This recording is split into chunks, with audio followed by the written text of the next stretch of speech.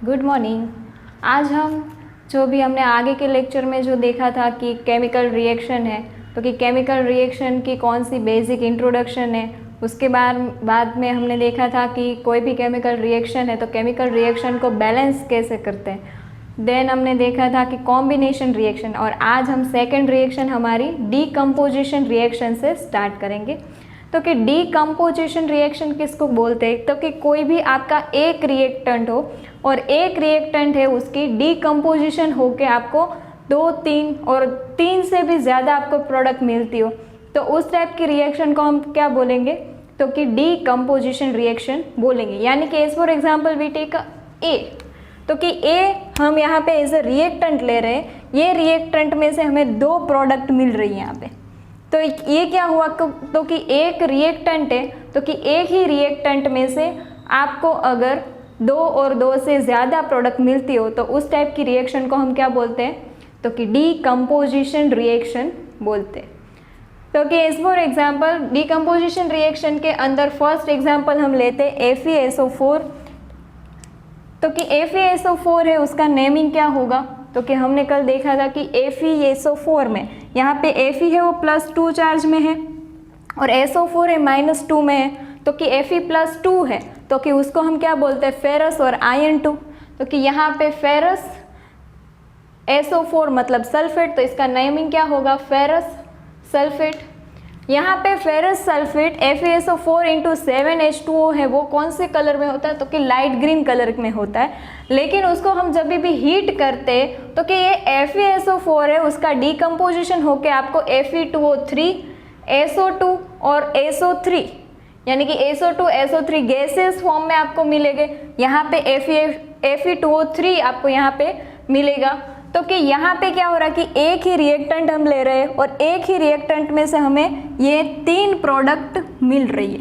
यानी कि कोई भी ऐसी रिएक्शन हो कि जिसके अंदर एक ही रिएक्टेंट हो और एक ही रिएक्टेंट से आपको 3, 4 यानी कि एक ही रिएक्शन का डीकम्पोजिशन हो गए 3 या 4, फिर उससे भी ज़्यादा आपको अगर प्रोडक्ट मिलती हो तो उसको हम क्या बोलेंगे, डीकम्पोजिशन रिएक्शन।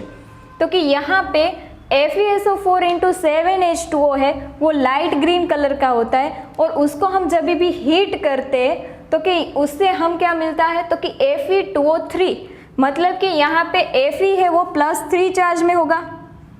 यहाँ पे हमारा कंपाउंड बना है Fe2O3, तो ये 2 कहाँ से आएगा, तो कि ऑक्सीजन का चार्ज कितना है, -2, उसी वजह से हमने यहाँ पे 2 लिखा है। और यहाँ पे 3 क्यों लिखा है, तो कि Fe हमारे कौन से फॉर्म में है, तो कि Fe+3 के फॉर्म में है, तो कि इसका नेमिंग क्या होगा, तो कि फेरिक ऑक्साइड। और यहाँ पे Fe है वो +2 फॉर्म में था, इसलिए हमने क्या लिखा था, फेरस सल्फेट। तो कि हमें फेरिक ऑक्साइड मिलता है, सल्फर डाइऑक्साइड मिलता है और सल्फर ट्राइऑक्साइड गैसेस यहाँ पे मिलते हैं। तो कि यहाँ पे कलर चेंज कौन सा हो रहा है, तो कि FeSO4 × 7H2O light green colour का था, उसको हमने जब हीट किया तो यहाँ पे इसका कलर चेंज होके वाइट कलर का ये हो गया। ये आपका फेरस सल्फेट है, फेरिक ऑक्साइड है, सल्फर डाइऑक्साइड, सल्फर ट्राइऑक्साइड। तो कि इस रिएक्शन के अंदर हम क्या दे रहे हैं, तो कि इस रिएक्शन के अंदर हम हीट है वो इंक्लूड कर रहे हैं, यानी कि हीट यानी कि कोई भी एनर्जी है, हीट एनर्जी है, उसका हम यूज़ कर रहे हैं। यहाँ पे कोई भी हीट है वो रिलीज होती नहीं है, क्या होता है यहाँ पे, तो कि हीट का यूज़ होता है। यानी कि हीट का यूज़ होता है, यानी कि ऐसी कोई भी रिएक्शन जिसके हम एनर्जी और हीट का यूज़ करते हैं उस रिएक्शन को हम क्या बोलेंगे, तो कि एंडोथर्मिक रिएक्शन। एक्सोथर्मिक रिएक्शन में क्या था, तो कि उसके अंदर हीट रिलीज हो रही थी, हीट प्रोड्यूस हो रही थी, तो उसको हम बोलते थे एक्सोथर्मिक रिएक्शन। और यहाँ पे हमारा क्या है, तो कि एंडोथर्मिक रिएक्शन किसको बोलते हैं, तो कि यहाँ पे कोई भी रिएक्शन करवाने के लिए हम यहाँ पे हीट का यूज़ कर रहे हैं, इस रिएक्शन में हीट दे रहे हैं, तो उस रिएक्शन को आप क्या बोलोगे, एंडोथर्मिक रिएक्शन। उसके बाद में सेकेंड एग्जाम्पल लेते हैं लेड नाइट्रेट का, तो कि PbNO3 ट्वाइस। हमने कल देखा था केटायन एनायन में Pb+2 है, तो कि उसको बोलते हैं लेड, और NO3-1 है उसको बोलते हैं नाइट्रेट। तो कि यहाँ पे आपका नाम क्या हो गया, लेड नाइट्रेट। लेड नाइट्रेट को जब भी आप हीट दोगे तो कि लेड नाइट्रेट की हीट दोगे तब यहाँ पे रिएक्शन होकर आपको क्या मिलता है, लेड ऑक्साइड, ब्राउन गैस यहाँ पे रिलीज होता है। वो ब्राउन गैस किसका होता है, तो कि NO2, और यहाँ पे ऑक्सीजन है वो भी रिलीज होता है। यानी कि यहाँ पे PbNO3 ट्वाइस है, उसका डीकम्पोजिशन होकर यहाँ पे आपको 3 प्रोडक्ट मिल रही है। यहाँ पे ये रिएक्शन आपकी बैलेंस नहीं है तो बैलेंस कर देते हैं। इस रिएक्शन में यहाँ पे आप क्या लगा देंगे, T, तो कि यहाँ पे 4 लगा दोगे तो सभी रिएक्शन हो जाएगी बैलेंस।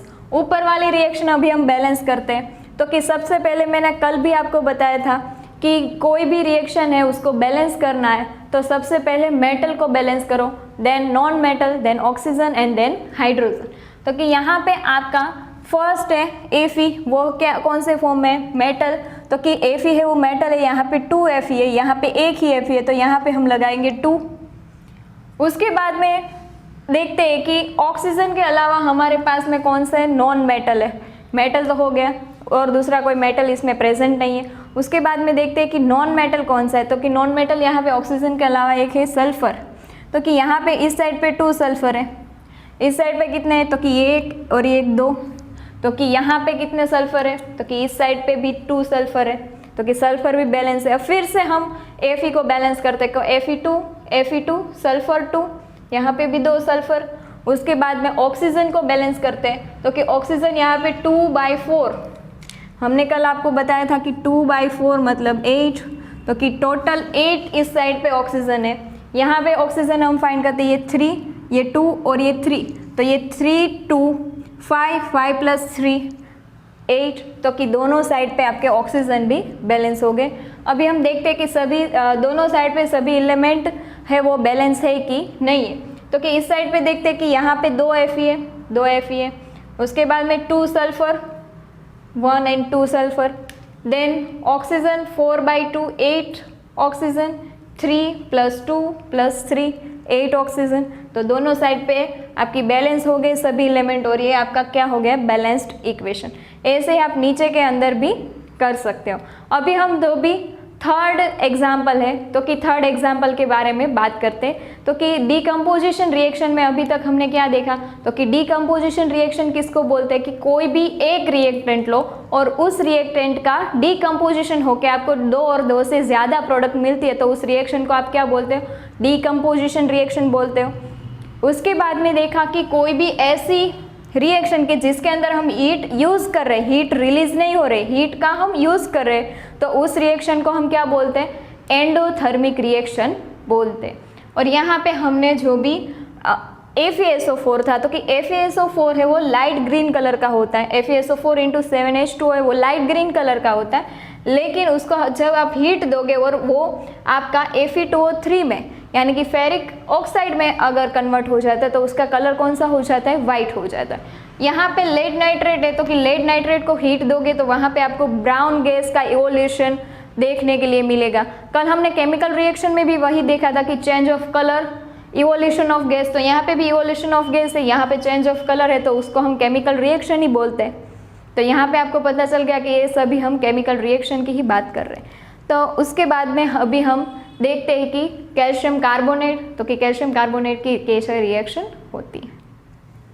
चलो तभी इस एग्जाम्पल में हम देखते हैं कि कैल्शियम कार्बोनेट है, तो कि कैल्शियम कार्बोनेट की अगर हम हीट देंगे और रिएक्शन होगी तो हमें क्या मिलेगा, तो कि कैल्शियम कार्बोनेट मतलब कि CaCO3 को क्या बोलते हैं, कैल्शियम कार्बोनेट बोलते हैं। कैल्शियम कार्बोनेट को हम जब भी हीट देते हैं तो कि यहाँ पे आपको क्या मिलता है, कैल्शियम ऑक्साइड मिलता है, और calcium oxide plus carbon dioxide है वो मिलता है। तो यहाँ पे भी आपकी डीकम्पोजिशन की ही रिएक्शन हो रही है कि एक रिएक्टेंट है, तो कि एक रिएक्टेंट का डीकम्पोजिशन होता है और आपको 2 प्रोडक्ट मिलते हैं।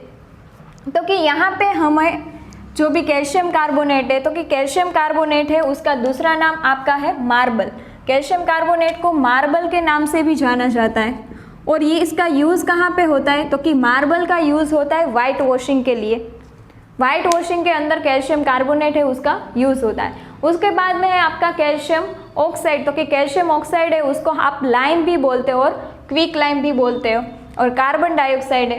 तो कि यहाँ पे कैल्शियम ऑक्साइड है, उसका यूज़ कहाँ पे होता है, तो कि मैन्युफैक्चर ऑफ सीमेंट, यानी कि सीमेंट के मैन्युफैक्चर में आपको कैल्शियम ऑक्साइड है और क्विक लाइम है और लाइम है, उसका यूज़ होता है। तो कि हमने यहाँ पे क्या देखा कि कोई भी ऐसी डिकम्पोजिशन रिएक्शन के डिकम्पोजिशन रिएक्शन के अंदर अगर आपकी हीट इवॉल्व हो रही है, ऐसी कोई भी डिकम्पोजिशन रिएक्शन जिसके अंदर आपकी हीट इवॉल्व हो रही है, तो उस टाइप की डिकम्पोजिशन रिएक्शन को हम क्या बोलेंगे, thermal decomposition reaction. When decomposition reaction are carried out by heat, it is called thermal decomposition। यानी कि ऐसी कोई भी रिएक्शन के अंदर हीट यानी कि डिकम्पोजिशन रिएक्शन भी हो रही है और उसके साथ में हीट भी इवॉल्व हो रही है, तो उसको क्या बोलते हैं, तो कि थर्मल डिकम्पोजिशन रिएक्शन। तो कि थर्मल डिकम्पोजिशन की रिएक्शन में हमने अभी तक की 3 डिकम्पोजिशन की रिएक्शन देखी, तो कि सभी रिएक्शन के अंदर हीट इवॉल्व हो रही है, तो इस रिएक्शन का दूसरा नाम हम थर्मल डिकम्पोजिशन भी दे सकते हैं। उसके बाद में हमने देखा कि इस रिएक्शन में भी हीट है वो यूज़ हो रही है, हीट इवॉल्व हो रही है, रिएक्शन के अंदर हीट इवॉल्व हो रही है। इसी वजह से इस रिएक्शन को भी हम क्या बोलेंगे, एंडोथर्मिक रिएक्शन।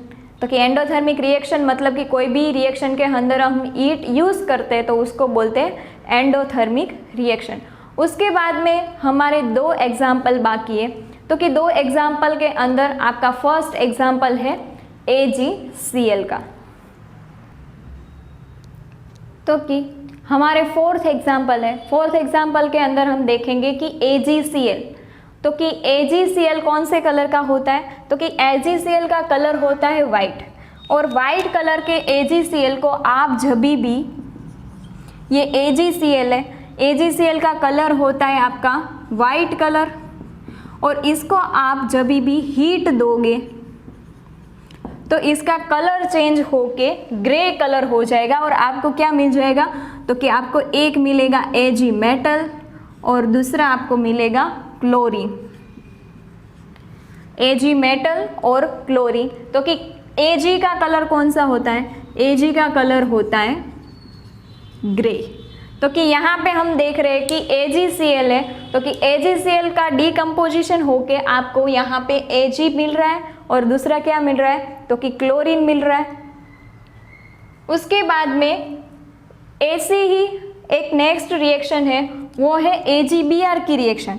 तो कि AgBr में भी सेम ही रिएक्शन होती है कि AgBr को आप जब भी हीट प्रोवाइड करते हो, तो कि AgBr की हीट प्रोवाइड करने से आपको एक मिलेगा Ag मेटल प्लस Br2।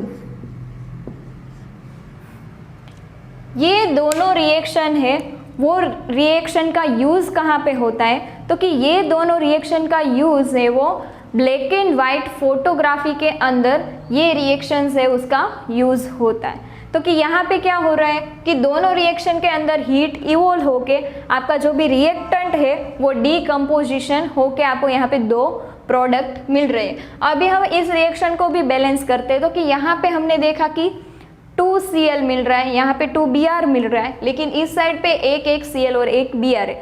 सबसे पहले फर्स्ट वाली रिएक्शन को हम बैलेंस करते हैं, क्योंकि यहाँ पे 2Cl है, तो कि सबसे पहले हम क्या करेंगे कि मेटल को बैलेंस करेंगे। तो कि दोनों साइड पे मेटल है वो Ag है और वो बैलेंस्ड है। उसके बाद में नॉन मेटल, तो कि नॉन मेटल है क्लोरीन, इस साइड पे 1 है, इस साइड पे 2 है। तो कि इसको बैलेंस करना है तो यहाँ पे हम क्या लिखेंगे, तो कि यहाँ पे 2 लिख देंगे, तो कि दोनों साइड पे नॉन मेटल है वो बैलेंस्ड हो गए। उसके बाद में फिर से हम मेटल है उसको बैलेंस करते हैं, तो कि एक साइड पे आपकी 2 Ag है, यहाँ पे 1 है, तो कि आप यहाँ पे अगर 2 लिख दोगे तो कि दोनों साइड पे आपके मेटल और नॉन मेटल है वो बैलेंस हो गई, 2 Ag 2 Ag 2Cl Cl2। Then second reaction में AgBr, तो कि इसको नाम क्या होगा, सिल्वर ब्रोमाइड, सिल्वर ब्रोमी। इसका नाम क्या होगा, सिल्वर क्लोराइड, सिल्वर क्लोरीन। यहाँ पे AgBr है, सिल्वर ब्रोमाइड है, सिल्वर ब्रोमाइड यहाँ पे बैलेंस देखते हैं, तो कि यहाँ पे Ag1 देन Br में एक Br है, यहाँ पे 2 Br है, तो कि दोनों साइड पे ये Br है वो बैलेंस्ड नहीं है। तो कि यहाँ पे हम क्या करते हैं कि यहाँ पे 2 लिख देते हैं, तो कि दोनों साइड पे Br है वो बैलेंस्ड हो गए।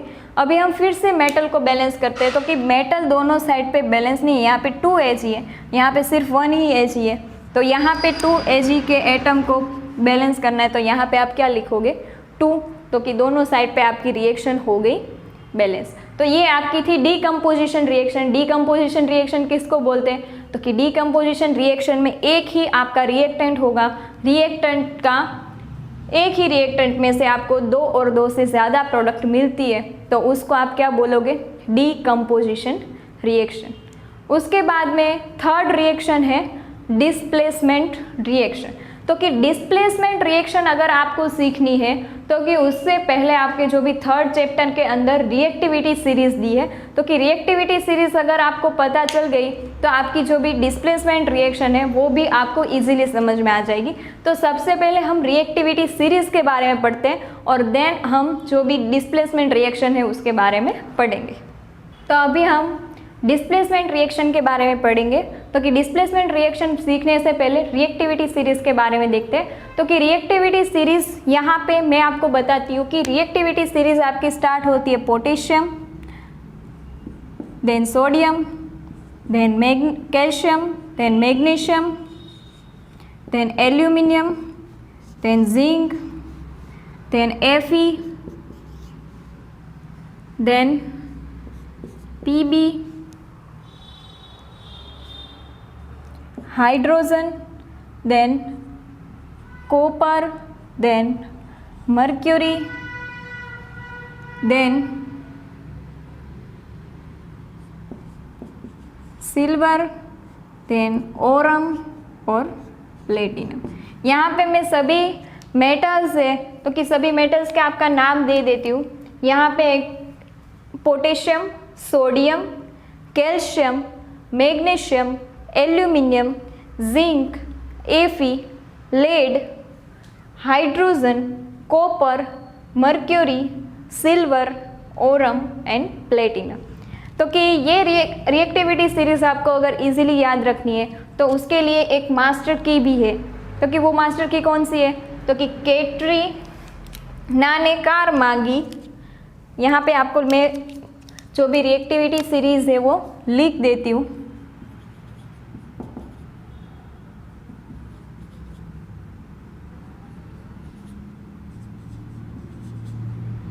कैटरीना ने कारमागी, अल्टो,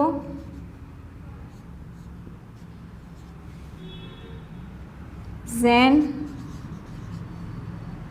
फरारी, फिर भी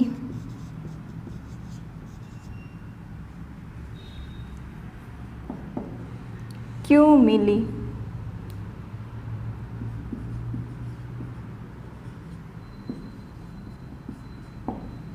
सिल्वर, ओडी,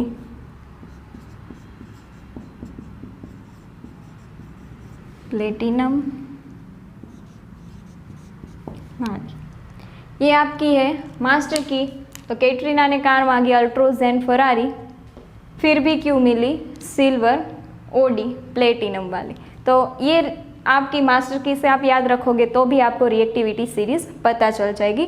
तो अभी हमें ये रिएक्टिविटी सीरीज है तो कि रिएक्टिविटी सीरीज के अंदर हमें क्या देखना है उसके बारे में हम देखते हैं। तो कि रिएक्टिविटी सीरीज में जो भी ऊपर वाली मेटल होगी वो ऊपर वाली मेटल आपकी कैसी होनी चाहिए, तो कि ऊपर वाली मेटल है तो कि वो मेटल आपकी एज अ मेटल होगी, और जो भी नीचे वाली मेटल है तो कि नीचे वाली मेटल का जो भी सॉल्ट का सॉल्यूशन यहाँ पे यूज़ होगा। तो कि एज फॉर एग्जांपल मैं ये रिएक्टिविटी सीरीज इस साइड पे लिख देती हूँ और मैं आपको यहाँ पे जो भी एक एग्जांपल दे के समझाती हूँ। तो यहाँ पे ये आपकी है रिएक्टिविटी सीरीज का ये हाफ पार्ट, यहाँ पे मैं लिख देती हूँ hydrogen, copper, mercury, silver, Oram और प्लेटिनम। तो कि मैंने अभी आपको बताया कि कोई भी आप केमिकल रिएक्शन यानी कि आपको कौन सी केमिकल रिएक्शन हम यहाँ पे पढ़ रहे हैं, तो कि डिस्प्लेसमेंट केमिकल रिएक्शन पढ़ रहे हैं। तो रिएक्टिविटी सीरीज हमने देखी। रिएक्टिविटी सीरीज हमारी डिस्प्लेसमेंट केमिकल रिएक्शन के अंदर कैसे यूज़ होती है, तो कि उसके बारे में देखते हैं। तो कि डिस्प्लेसमेंट केमिकल रिएक्शंस है, तो कि डिस्प्लेसमेंट केमिकल रिएक्शन में क्या होगा, तो कि ऊपर वाली जो भी मेटल होगी वो ऊपर वाली metal as a metal use होगी, और नीचे वाली मेटल होगी तो नीचे वाली मेटल का सोल्ट का सॉल्यूशन यूज़ होगा। तो कि एज फॉर एग्जाम्पल भी अभी अगर हम लेते कि Fe लिया है और उसके बाद में अगर आपको दिया है CuSO4, तो इस रिएक्शन के अंदर आप देखते हो तो कि ऊपर वाली जो भी मेटल है, तो कि Cu कहाँ पे है और Fe कहाँ पे है, तो कि ये Fe है वो आपकी हाइड्रोजन है, वो यहाँ से नीचे ही स्टार्ट हो रहा है, लेकिन यहाँ पे नीचे जगह नहीं, इसलिए मैंने यहाँ पे लिखी। तो कि आपकी रिएक्टिविटी सीरीज में Fe है वो ऊपर है, Cu है वो कहाँ पे है, नीचे। तो कि Fe एज अ यहाँ पे क्या लिया है हमने, एज अ मेटल लिया है, और यहाँ पे Cu है, तो कि Cu का हमने क्या लिया है, सोल्ट का सॉल्यूशन। डिस्प्लेसमेंट रिएक्शन में आपको यही बात रिएक्टिविटी सीरीज पर से याद रखनी है। तो कि ऊपर वाली मेटल होगी उसको हम एज अ मेटल लेना है, और नीचे वाले जो भी मेटल्स हैं तो कि नीचे वाले मेटल का आपको सोल्ट का सॉल्यूशन लेना है। ये आपके थर्ड चैप्टर में भी इम्पोर्टेंट है। तो कि डिस्प्लेसमेंट रिएक्शन में ये हो गया। तो कि डिस्प्लेसमेंट रिएक्शन में क्या होता है एक्चुअली में, तो कि मैं यहाँ पे आपको एज फॉर एग्जांपल A लेती हूँ और आपका यहाँ पे BC लेती हूँ। तो कि यहाँ पे क्या होगा, तो कि A और C एक दूसरे के साथ में अटैच हो जाएंगे और B है वो अकेला रह जाएगा। तो AC आपको प्रोडक्ट मिलेगी और B बाहर निकल जाएगा। तो कि यहाँ पे भी सेम टू सेम ही होगा कि यहाँ पे रिएक्शन कौन सी होगी, तो देखो कि Fe ये आपका A है, ये B है और ये C है। तो कि A और C को मिला दो तो आपका क्या बन गया, FeSO4, और बाकी क्या बचा आपके पास में, तो कि कॉपर। तो ये हो गई आपकी डिस्प्लेसमेंट रिएक्शन। डिस्प्लेसमेंट रिएक्शन के अंदर आपका क्या होता है कि दो मेटल हम यहाँ पे ले रहे हैं, एक मेटल एज अ मेटल इस पे यूज़ कर रहे हैं, सेकेंड हमने यहाँ पे क्या लिया है, तो कि सेकेंड में हमने जो भी मेटल है उसका सोल्ट का सॉल्यूशन लिया है। उन दोनों के बीच में रिएक्शन होगी तो आपकी ये फर्स्ट वाली जो भी मेटल हमने ली है उसका हमें सोल्ट का सॉल्यूशन मिलेगा, और जिसका हमने सोल्ट का सॉल्यूशन लिया है वो हमें प्रोडक्ट में क्या मिल जाएगी, मेटल मिल जाएगी। उसके बाद में अगर आपको जिंक प्लस CuSO4 का सॉल्यूशन दिया है तो कि दोनों के बीच में रिएक्शन होगी कि नहीं होगी, तो कि उसके बारे में देखते हैं कि अगर आपको दिया है जिंक प्लस CuSO4,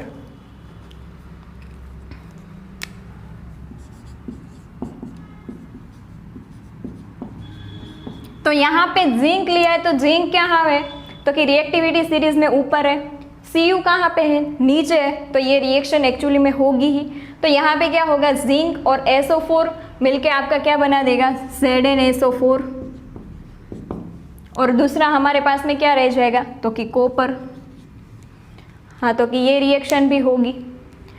उसके बाद में हमने इस रिएक्शन में भी क्या देखा, तो कि इस रिएक्शन में भी जिस रिएक्शन में रिएक्टेंट के अंदर हमने जिसको एज अ मेटल यूज़ किया है उसका हमें प्रोडक्ट में क्या मिलता है, तो कि उसका सोल्ट सॉल्यूशन मिलता है, और जिसका हमने सोल्ट जो भी मेटल है उसका हमने सोल्ट का सॉल्यूशन लिया है तो कि उस सोल्ट के सॉल्यूशन वाली मेटल हमें प्रोडक्ट में सिर्फ मेटल ही मिलती है, उसका सोल्ट का सॉल्यूशन मिलता नहीं है। ये आपकी हो गई डिस्प्लेसमेंट रिएक्शन। तो कि डिस्प्लेसमेंट रिएक्शन में आपको रिएक्टिविटी सीरीज याद रखनी है।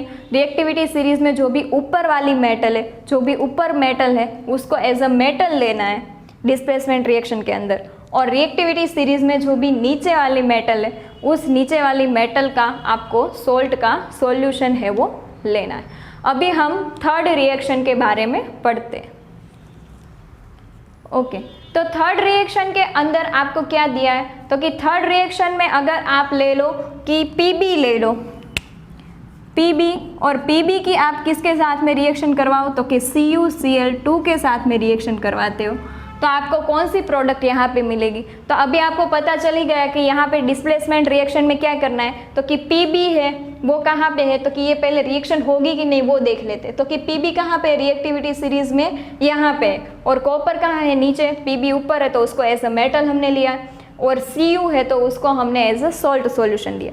उसके बाद में Pb और CuCl2 है, दोनों की रिएक्शन होगी तो प्रोडक्ट आपको क्या मिलेगी, तो कि जिसको भी हमने मेटल एज अ मेटल लिया है तो कि उसका हमें सॉल्ट का सॉल्यूशन मिलेगा। तो कि PbCl2 प्लस आपको दूसरा क्या यहाँ पे मिलेगा, तो कि PbCl2 प्लस यहाँ पे आपको क्या मिल जाएगा, कॉपर। तो कि ये आपकी हो गई रिएक्शन। तो कि ये हमारी थी डिस्प्लेसमेंट रिएक्शन। देन हम डबल डिस्प्लेसमेंट रिएक्शन के बारे में पढ़ते हैं। तो कि डबल डिस्प्लेसमेंट रिएक्शन के अंदर हम क्या करेंगे, तो कि एक टेस्ट ट्यूब के अंदर हम जो भी Na2SO4, तो कि Na2SO4 का नेमिंग क्या होगी, तो कि Na2SO4 है तो कि Na2 में Na को हम क्या बोलते हैं, सोडियम, SO4 को क्या बोलते हैं, सल्फेट, तो इसका नाम क्या होगा, सोडियम सल्फेट। यहाँ पे नेमिंग देखते हैं तो कि यहाँ पे है बेरियम क्लोराइड, Ba+2Cl-1, यहाँ पे आपका कंपाउंड बनेगा BaCl2। यहाँ पे BaSO4, Ba+2SO4-2, barium sulphate, then sodium +1 Cl-1, तो NaCl। तो कि यहाँ पे हम देखते हैं कि बेरियम, यहाँ पे एक साइड पे आपको बेरियम क्लोराइड की एक टेस्ट ट्यूब लेनी है और एक के अंदर आपको सोडियम सल्फेट लेना है और दोनों के आपके सॉल्यूशन बना देने। क्योंकि बेरियम क्लोराइड थोड़ा सा लिया वाइट और उसके अंदर हमने जो भी पानी ऐड कर दिया और उसका हमने क्या बना दिया, सॉल्यूशन। उसके बाद में सेकेंड टेस्ट ट्यूब है तो कि सेकेंड टेस्ट ट्यूब के अंदर भी आपको क्या लेना है, तो कि सोडियम सल्फेट लेना है। और जो आपकी यहाँ पे एक जो भी टेस्ट ट्यूब है उसको सेकेंड टेस्ट ट्यूब में अंदर आप अदर ऐड करोगे तो यहाँ पे आपको क्या मिलेंगे, तो कि इनसॉल्युबल सॉल्ट मिलेंगे।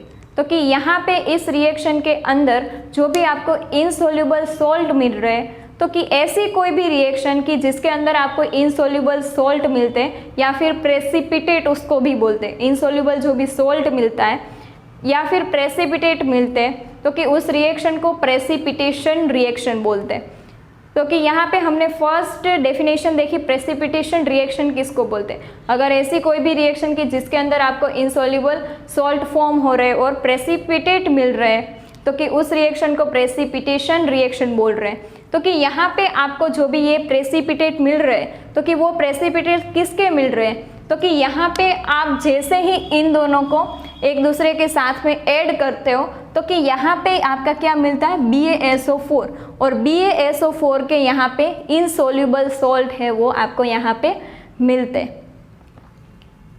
अब हम देखते हैं कि डबल डिस्प्लेसमेंट रिएक्शन में एक्चुअली में क्या होता है।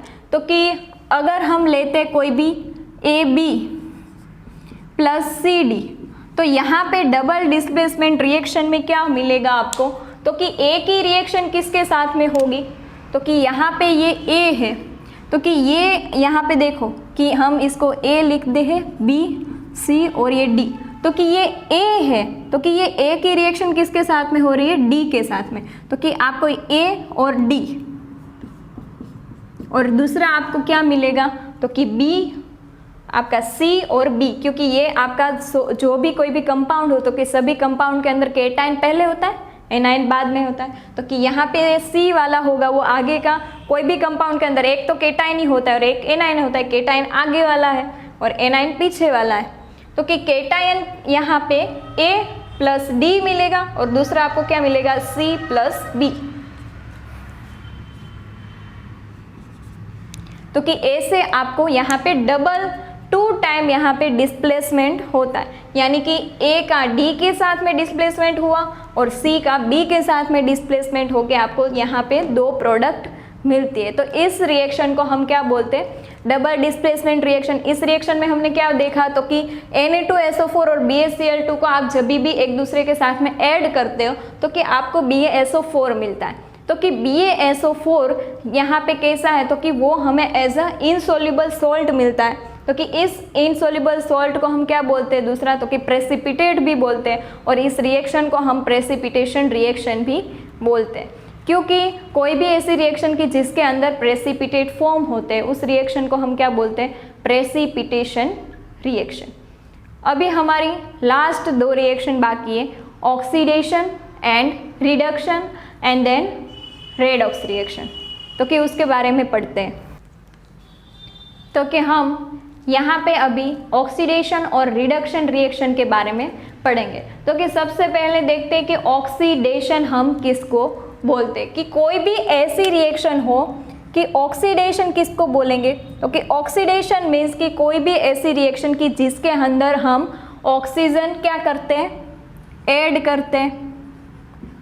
ऑक्सीजन एटम, कोई भी ऐसी रिएक्शन की जिसके अंदर ऑक्सीजन एटम ऐड होता है उसको हम क्या बोलते हैं, ऑक्सीडेशन रिएक्शन। और ऐसी कोई भी रिएक्शन कि जिसके अंदर हम हाइड्रोजन ऐड करते हैं, हाइड्रोजन एटम ऐड करते हैं, तो कि उसको हम क्या बोलते हैं, रिडक्शन रिएक्शन। यहाँ पे आपको सिर्फ ये 2 ही बात याद रखनी है कि ऑक्सीडेशन रिएक्शन किसको बोलेंगे, तो कि जहाँ पे ऑक्सीजन ऐड होता है, कोई भी ऐसी रिएक्शन की जिसके अंदर ऑक्सीजन है वो ऐड होता है, तो कि उसको हम बोलेंगे ऑक्सीडेशन रिएक्शन। और रिडक्शन की रिएक्शन किसको बोलेंगे, तो कि ऐसी कोई भी रिएक्शन की जिसके अंदर हाइड्रोजन एटम है वो ऐड होता है, तो उसको हम क्या बोलेंगे, तो कि रिडक्शन रिएक्शन। तो कि ऑक्सीडेशन रिएक्शन में हम देखते हैं कि ऑक्सीडेशन का अगर कोई भी एग्जांपल ले, जैसे कि कॉपर है, कॉपर के हम ऑक्सीजन के साथ में रिएक्शन करते हैं, तो कि यहाँ पे हमें CuO मिल रहा है।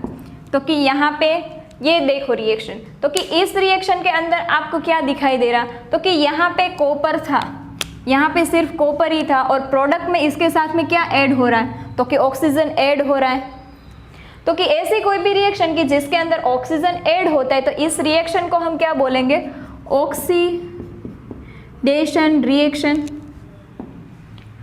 उसके बाद में देखते हैं कि रिडक्शन रिएक्शन। तो कि अगर आप CuO लो, CuO के साथ में H2 की रिएक्शन करवाओ, तो कि आपको यहाँ पे कॉपर प्लस H2O मिलेगा।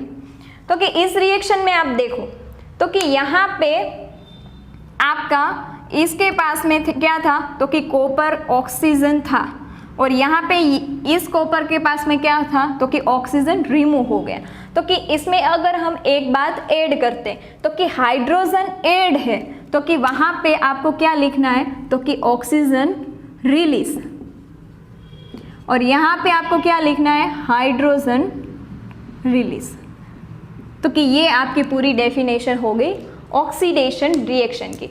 ऑक्सीजन ऐड होता है हाइड्रोजन, और हाइड्रोजन यहाँ पे रिलीज होगा, दोनों में से एक कोई भी आपका होगा, कि ऑक्सीजन ऐड होगा और हाइड्रोजन रिलीज होगा, उस रिएक्शन को ऑक्सीडेशन रिएक्शन कहते हैं। रिडक्शन रिएक्शन किसको बोलते हैं, कि हाइड्रोजन ऐड होगा और ऑक्सीजन रिमूव होगा, तो उसको आप क्या बोलोगे, रिडक्शन रिएक्शन। तो अभी हम इस रिएक्शन के अंदर देखते हैं, इस रिएक्शन के अंदर क्या हो रहा है, तो कि देखो इस कंपाउंड को लेते, तो कि यहाँ पे कॉपर +2 के फॉर्म में होगा, ऑक्सीजन -2 के फॉर्म में होगा, तो कि इसलिए हम इसको क्या बोलेंगे, cuprous oxide, hydrogen, copper and water. तो यहाँ पे CuO है, तो कि यहाँ पे ऑक्सीजन था, प्रोडक्ट में आपका ऑक्सीजन नहीं है, तो कि ऑक्सीजन क्या हो रहा है, रिलीज हो रहा है, ऑक्सीजन रिलीज या फिर रिमूव होगा। तो रिलीज के जगह आप अगर रिमूव वर्ड भी यूज़ करो तो भी आपको चलेगा। तो कि हाइड्रोजन ऐड हो और ऑक्सीजन रिमूव हो, तो उसको भी आप क्या बोलते हो, तो कि उसको भी आप क्या बोलते हो, तो कि रिडक्शन की रिएक्शन। तो कि यहाँ पे ऑक्सीजन ऐड था, यहाँ पे रिमूव हो गया, तो कि ये रिएक्शन आपकी क्या हो गई, ये आपकी रिएक्शन हो गई रिडक्शन की रिएक्शन। कौन सी हो गई ये, रिडक्शन की रिएक्शन। अभी हम इसमें देखते हैं, तो कि यहाँ पे हाइड्रोजन है और यहाँ पे ऑक्सीजन ऐड हो रहा है, यहाँ पे सिर्फ हाइड्रोजन था, यहाँ पे ऑक्सीजन ऐड होता है, तो कि यहाँ पे ये रिएक्शन कौन सी हो गई, तो कि ये रिएक्शन आपकी हो गई ऑक्सीडेशन की रिएक्शन। तो कि यहाँ पे आप देखो, तो कि रिडक्शन प्लस ऑक्सीडेशन, ऐसी कोई भी रिएक्शन की जिसके अंदर रिडक्शन भी हो रहा हो, ऑक्सीडेशन भी हो रहा है, तो उस रिएक्शन को आप क्या बोलते हो, तो कि उसको बोलते हो रेडॉक्स रिएक्शन।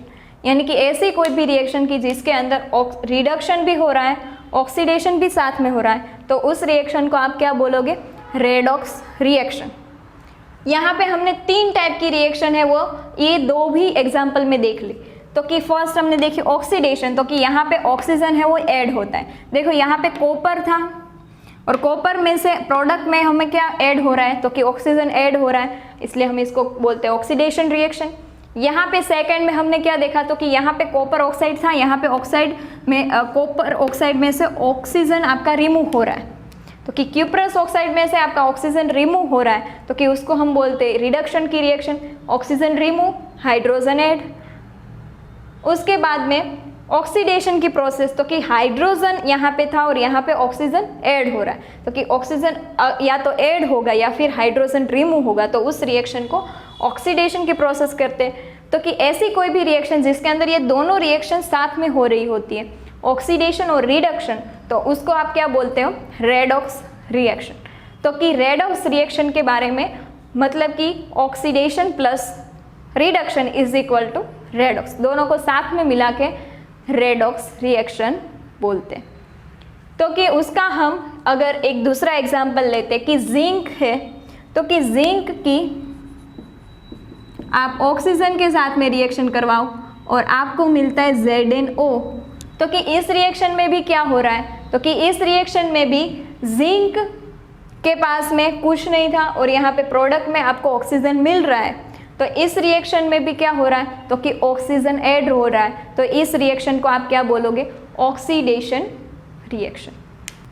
उसके बाद में अगर हम कोई भी तीसरा एग्जाम्पल लेते हैं कि जिसके अंदर Zn oxide zinc oxide plus carbon की रिएक्शन करते हैं, तो इस रिएक्शन में देखो तो कि इस रिएक्शन के अंदर हमें दिखाई दे रहा है कि जिंक था, जिंक के पास में क्या था, ऑक्सीजन था, प्रोडक्ट के अंदर ऑक्सीजन है वो रिमूव हो रहा है, तो कि ऑक्सीजन था और ऑक्सीजन रिमूव हो रहा है, तो उस रिएक्शन को हम क्या बोलते हैं, तो कि ऑक्सीजन का रिमूवल होता है उसको हम क्या बोलते हैं, तो कि उसको बोलते हैं रिडक्शन की रिएक्शन। और यहाँ पे कार्बन के पास में अगर आप देखोगे तो कि कार्बन के पास में क्या हो रहा है, तो कि कार्बन था यहाँ पे और यहाँ पे ऑक्सीजन है वो ऐड हो रहा है। इस रिएक्शन के अंदर आप देखोगे कि कार्बन, तो यहाँ पे आपका कार्बन के पास में ऑक्सीजन ऐड हो रहा है, तो कि एडिंग ऑफ ऑक्सीजन एटम, इसको आप क्या बोलते हैं, तो कि एडिशन ऑफ ऑक्सीजन एटम को आप बोलते हो ऑक्सीडेशन की प्रोसेस। तो ये आपका कौन सी रिएक्शन का एग्जाम्पल हो गया, तो कि ये आपका रेडॉक्स रिएक्शन का एग्जाम्पल हो गया कि इसके अंदर ऑक्सीडेशन और रिडक्शन दोनों रिएक्शन आपकी साथ में हो रही है। उसके बाद में अगर हम लास्ट हमारा एग्जाम्पल है उसको लेते हैं, तो कि यहाँ पे देखो कि यहाँ पे ऑक्सीजन था, तो कि यहाँ पे Mn था, Mn के पास में ऑक्सीजन था और यहाँ पे क्या हो रहा है, रिमूव हो रहा है, तो कि ऑक्सीजन का रिमूवल है, तो कि रिमूवल ऑफ ऑक्सीजन उसको आप क्या बोलते हो, रिडक्शन की रिएक्शन। और हाइड्रोजन है, तो कि हाइड्रोजन पे पास में Cl था और यहाँ पे क्या ऐड हो रहा है, तो कि ऑक्सीजन ऐड हो रहा है, तो कि एडिशन ऑफ ऑक्सीजन उसको आप क्या बोलते हैं, ऑक्सीडेशन रिएक्शन। तो कि ये आपका कौन सा हो रहा है, तो कि यहाँ पे आपकी ऑक्सीडेशन की रिएक्शन हो रही है।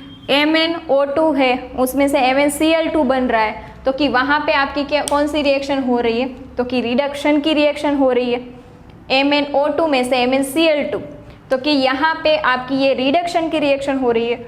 यहाँ पे 4HCl, वहाँ पे आपको 2H2O मिल रहा है, तो कि यहाँ पे कौन सी रिएक्शन हो रही है, ऑक्सीडेशन की रिएक्शन हो रही है, तो कि यहाँ पे ऑक्सीडेशन और रिडक्शन दोनों रिएक्शन हो रही है, तो कि ये कौन सी रिएक्शन का एग्जाम्पल है, तो कि रेडॉक्स रिएक्शन का ये एग्जाम्पल है। उसके बाद में हमारा लास्ट टॉपिक कोरोजन के बारे में बात करते हैं। देन हम कोरोजन की प्रोसेस के बारे में बात करते हैं। तो कि कोरोजन की प्रोसेस हम किसको बोलते हैं, तो कि कोरोजन मतलब कि कोई भी ऐसा मेटल है कि मेटल जो भी उसके अराउंड के अंदर जो भी सब्सटेंस है उसके ऊपर उसका जो भी अटैक होता है, जैसे कि मॉइस्चर है, एसिड है, तो कि ऐसे सब्सटेंस का जब भी कोई भी मेटल के पर अटैक्ड होता है तो कि उसको हम क्या बोलते हैं, कोरोड बोलते हैं, और इस प्रोसेस को हम क्या बोलते हैं, कोरोजन की प्रोसेस बोलते हैं। जैसे कि Fe है तो कि Fe मतलब कि जो भी आयन है तो कि आयन के ऊपर आपको जो भी ब्राउन कोटिंग मिलते हैं तो वो क्या है कि आयन यहाँ पे आयन Ag और कॉपर है वो कौन से फॉर्म में, तो कि वो सभी मेटल ही है। तो कि मेटल पर अगर कोई भी मॉइस्चर और एसिड है उसका अगर आपका कोई भी अटैक होता है, इसी वजह से आयन है तो कि आयन पर कौन सी कोटिंग मिलती है, आपको ब्राउन कोटिंग मिलती है। देन है आपका सिल्वर, तो कि सिल्वर में क्या होता है कि सिल्वर पर अगर कोई भी मॉइस्चर और एसिड का अटैक होगा तो उसके ऊपर ब्लैक कोटिंग हो जाती है। जो भी सिल्वर होता है उसका एक्चुअली में कलर कौन सा होता है, तो कि ग्रे होता है, लेकिन अगर उसके अराउंड में अगर मॉइस्चर प्रेजेंट है या फिर एसिड है तो कि उसका अटैक होके ही ये आपके सिल्वर है उसके ऊपर क्या होगी, तो कि ब्लैक कोटिंग होगी। और यहाँ पे अगर कॉपर है तो कि कॉपर पर जो भी कॉपर का कलर होता है एक्चुअली में ब्राउनिश कलर जैसा होता है, लेकिन उसके ऊपर अगर कोई भी आपका मॉइस्चर या फिर एसिड है उसके ऊपर अटैक होता है तो कि उसकी सरफेस पर इसका अटैक होगा तो ये जो भी कॉपर है उसके ऊपर आपको ग्रीन कोटिंग मिलेगी। तो कि यहाँ पे हमें क्या देखा, तो कि कोरोजन की प्रोसेस क्या होती है, तो कि ऐसा कोई भी मेटल सब्सटेंसेस है तो कि मेटल सब्सटेंसेस के अराउंड में जो कोई भी आपका मॉइस्चर या फिर एसिड जैसे कोई भी सब्सटेंस प्रेजेंस है और उसका वो मेटल पर अटैक होता है तो कि आपकी जो भी मेटल है वो कोरोड हो जाती है और उस प्रोसेस को हम क्या बोलते हैं, कोरोजन बोलते हैं। Fe के पर ब्राउन कोटिंग हो जाती है, वैसे ही सिल्वर पर ब्लैक कोटिंग हो जाती है और कॉपर है उसके पर ग्रीन कोटिंग हो जाती है। तो कि ये सभी कोटिंग है उसको हम क्या बोलते हैं, क्योंकि Fe, Ag और कॉपर का कोरोजन बोलते हैं। उसके बाद में हमारा लास्ट टॉपिक है रेंसिडिटी। उसके बाद में हमारा लास्ट टॉपिक रेंसिडिटी के बारे में बात करते हैं। तो कि रेंसिडिटी किसको कहते हैं, कि कोई भी ऐसा सब्सटेंस की जिसके अंदर ऑयल्स और फैट प्रेजेंट है तो कि वो ऑयल और फैट प्रेजेंट ऐसा कोई भी हम फूड है तो कि वो फूड अगर ऑक्सीजन के साथ में रिएक्शन होके ऑक्सीडाइज्ड होता है, यानी कि ऑक्सीडेशन की प्रोसेस करता है। मतलब कि ऐसा कोई भी फूड जिसके अंदर ऑयल और फैट है वो ऑक्सीडाइज्ड होता है, यानी कि ऑक्सीडेशन के रिएक्शन करता है, ऑक्सीजन के साथ में प्रोसेस करता है, तो कि उस रिएक्शन को हम क्या बोलते हैं, तो कि दे बिकम अ रेंसाइड, यानी कि वो रेंसाइड बन जाते हैं। तो कि जो भी नॉर्मली हम क्या करते हैं, तो कि जो भी ऑयल है और फैट है ऐसा कोई भी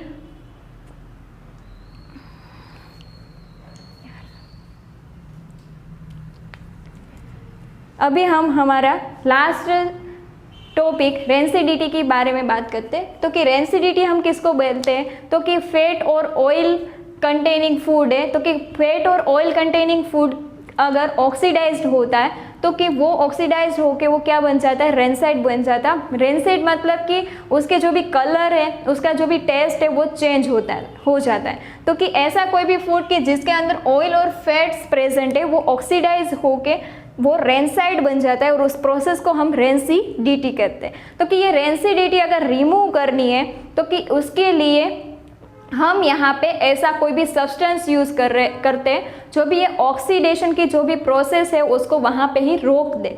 तो कि उस सब्सटेंस को हम क्या बोलेंगे, एंटीऑक्सीडेंट। तो कि एंटीऑक्सीडेंट की जो सब्सटेंस है वो क्या करेगा, तो कि आपका ऑयल है और फैट से ऐसे प्रेजेंट ये जो भी फूड के अंदर प्रेजेंट है वो क्या होगा, तो कि यहाँ पे ये ऑक्सीडेशन करेगा नहीं। यानी कि ऐसा कोई भी फूड है उसके अंदर फैट और ऑयल प्रेजेंट है उसके अंदर कोई भी एंटीऑक्सीडेंट सब्सटेंस आप अगर ऐड कर देते हो तो कि उसकी जो भी ऑक्सीडेशन की प्रोसेस है वो रिमूव हो जाएगी, यानी कि वहीं पे ही बंद हो जाएगी। तो कि उसकी वजह से वो जो भी सब्सटेंस है या फिर ऐसा कोई भी फूड है कि जिसके अंदर आपने एंटीऑक्सीडेंट ऐड किया है उसकी वजह से ही वो सब्सटेंस या फिर वो फूड वो रेंसिड होगा नहीं। एज फॉर एग्जाम्पल हम जो भी पोटैटो वेफर लेते हैं तो कि पोटैटो वेफर्स होती है उसके अंदर क्या प्रेजेंट होता है कि उसके अंदर ऑयल है और फैट्स है वो उसके अंदर प्रेजेंट ही होता है। तो कि वो क्या है, तो कि ऐसा सब्सटेंस है कि जिसके अंदर ऑयल और फैट प्रेजेंट है, तो कि वो ऑक्सीजन की प्रेजेंस में क्या कर देगा, ऑक्सीडेशन की रिएक्शन कर देगा, यानी कि वो ऑक्सीडाइज्ड हो जाएगा और दे बिकम अ रेंसाइड में, यानी कि उसके अंदर भी रेंसिडिटी की ये प्रॉब्लम आ सकती है, उसके कलर और टेस्ट में चेंज हो सकता है। इसी वजह से जो भी ऐसा फूड है कि जिसके अंदर ऑयल और फैट प्रेजेंट है, उसके अंदर जो भी नाइट्रोजन गैस है, तो कि नाइट्रोजन गैस उसके अंदर ऐड करते हैं, यानी कि जब भी उसकी पैकिंग होती है, तो कि बालाजी वेफर्स है और कोई भी वेफर्स आप ले लो या फिर कोई भी ऐसी चीज़ ले लो जो भी पैकेट फूड है, तो कि वो सभी पैकेट फूड के अंदर भी हमें क्या है, तो कि उसके अंदर फैट्स और ऑयल प्रेजेंट ही होते हैं, तो कि ये ऑक्सीडेशन के प्रोसेस नहीं करे, इसी वजह से उसके अंदर क्या ऐड करते हैं, तो कि नाइट्रोजन गैस ऐड करते हैं। नाइट्रोजन गैस क्या काम करता है, तो कि वो एज अ एंटीऑक्सीडेंट काम करता है, यानी कि वो जो भी फैट और ऑयल है उसको ऑक्सीडेशन के साथ में, यानी कि ऑक्सीडेशन की रिएक्शन ही करने देगा नहीं, इसीलिए ये फूड भी रेंसाइड होगा नहीं। तो ये आपकी जो भी लास्ट टॉपिक है रेंसिडिटी, उसको, ये आपका टॉपिक खत्म हो गया।